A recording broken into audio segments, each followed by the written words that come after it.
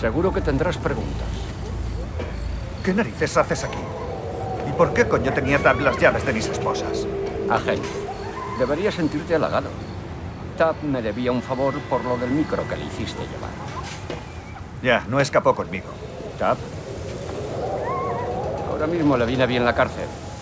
El lugar perfecto para desintoxicarse. Créeme, lo sé. Mira, capullo, no tengo ni idea de qué va esto, pero si crees Oye, que voy a... oye, ¡Solo por- oye. Hay alguien con quien debes hablar. Toma, coge esto. ¿Qué coño es esto? ¿Ves ese cartel? Haz una ráfaga con la luz 3 veces. Muy rápido.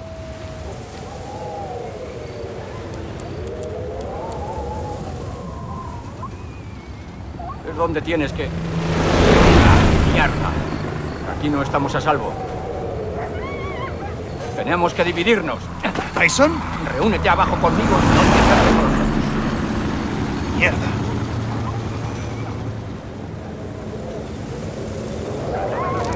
He visto a un sospechoso por la colina. Nos acercamos para barrer la zona. ¿Os arriesgáis a alargar vuestras condenas? Hace demasiado frío y está muy oscuro como para seguir mucho más con esto. ¡Te encontraremos!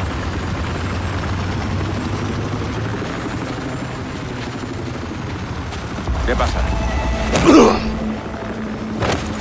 Agente Lo siento, pero es tú o yo, y no pienso volver. Todo lo que sube, baja.